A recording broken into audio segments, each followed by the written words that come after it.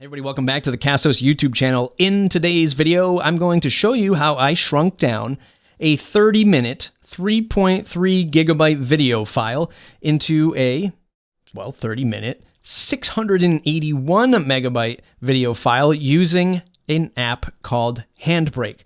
And if that's all you want to know, then you're done with today's video. I hope you give me a thumbs up. It's the app called Handbrake. You can play with it, export it. They have presets, and it makes your job super easy to export these videos and shrink them down. Why do you want to shrink videos down? Well, if you're a Castos customer and you're hosting video podcasts with us, hey everybody, it's Matt from the future. As I'm editing this video, I've realized that I said the wrong file size limit. There is no file size limit for uploading as a Castos.com customer. It's if you're uploading a video as a Seriously Simple podcast plugin user on WordPress, there's a 250 megabyte upload limit. And that has to do with the way that uploads go to your WordPress site and then go to Castos. It might be something that we are addressing in the future. Just remember, if you're a WordPress user using the Seriously Simple podcasting plugin, 250 megabyte limit. So use today's methods to bring that video size file down. And if you're a Castos customer and you're uploading directly to Castos.com, there is no limit on your video file size. Okay, back to the tutorial. And if you need to shrink down your video files, you're going to use something called Handbrake. But before we go that far and show you how to use that, which literally takes 2 seconds, I want to take you down the path of how I record a video so you can understand how video sizes can change. Because you might be recording out of your camera saying, well, why is the file so big? Or it was small when I put it into my video app, and then when I exported it out of my video app, it was tremendous. So I want to just quickly talk about that today. There's a lot of science behind this, a lot of technicals behind this. I'm not going to dive too deep. I'm going to give it to you from the layman's terms, I hope, as a content creator like myself. Okay, let's go ahead and shrink Handbrake. I want to show you where I record my video files first. I'm going to open up a free app, again, free, just like Handbrake, OBS, Open Broadcast Studio. You're going to see this out of sync. So the words you hear coming are not going to match up to what you're seeing with OBS. I'm using ScreenFlow to record my desktop right now, and I use OBS to record my camera. Now, I use it for 3 different reasons. Number one, because OBS is great for streaming. It can do really good at recording my camera right out into HDMI or right over HDMI into my laptop. So I use a Fujifilm X-T3. It's a mirrorless camera with a halfway decent lens, and I export the HDMI video out right into a Camlink 4K, which takes HDMI and turns it into USB. Okay, so at the end of the day, using a higher end camera is going to get us a better video quality. You're going to have a little bit more abilities to zoom in, zoom out, and play with some things. So that's the hardware technical setup. The second advantage is that I also like to have the computer plugged in right in front of me so I can see what I look like, which sounds silly. But if I have just like the little screen flipped out on the side where the camera is about 4 feet away, I can't really see if it's in focus, if it looks halfway decent, if I'm framed up right. I don't want to get like another external monitor.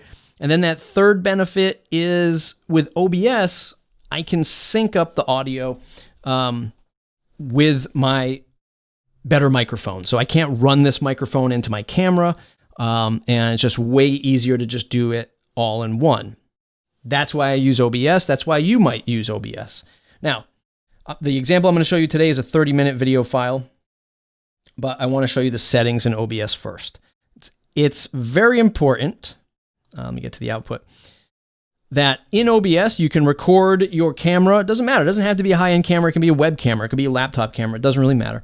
But what you want to pay attention to is under the output settings and the recording settings, you change the recording format to what I would change it to is MP4, which is going to give you the best compression as of this recording. And I switch it to high quality medium file size, which I feel like still gives me a high quality recording. It's just not lossless quality.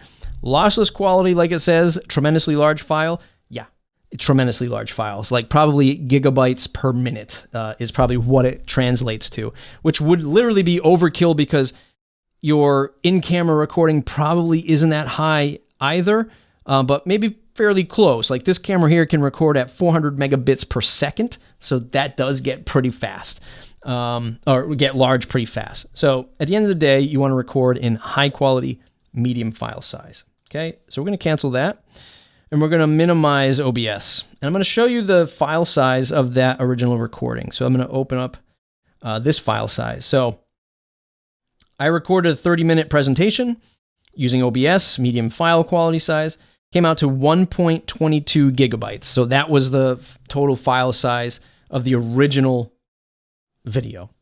And then I edited that video using another free tool called DaVinci Resolve. Both also work on, all of these work on Mac or Windows. And in DaVinci Resolve, I edited down the video. You're going to see a lot of missing stuff here because I moved the external drive that a lot of the other assets were connected to.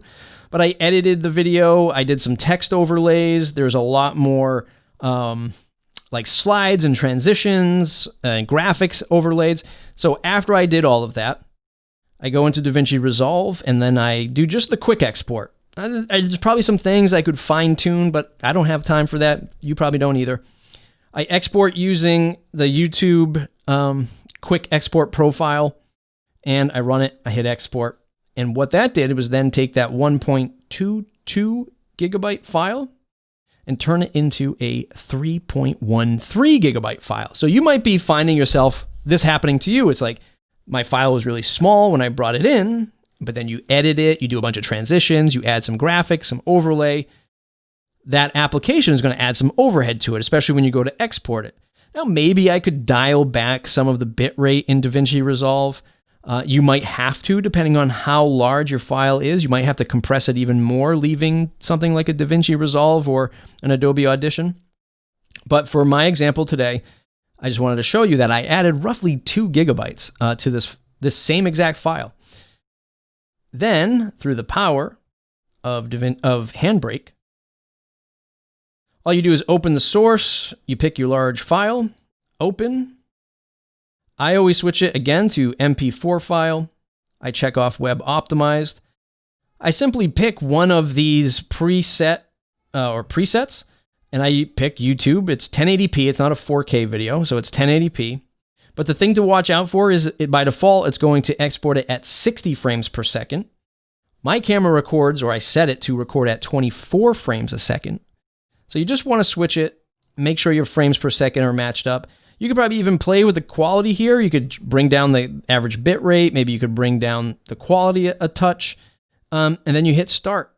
And it'll take probably about 10 minutes to export that video. And once I was done with it, it brought that 3 gigabytes down to 681 megabytes. So nearly cutting the original file size in half, bringing down the edited version down by almost threefold. Handbrake, that's what you want to use. And that was the whole entire walkthrough and thinking around how I record videos directly to my computer and then edit them down. If you enjoyed today's video, thumbs up, like the channel, youtube.com/Castos. If you want more videos about podcasting, streaming, content creation, make sure you stay connected. If you thumbs up the video, my boss gives me a raise in a couple weeks, maybe. It's Castos.com to start your podcast. We'll see you in the next video.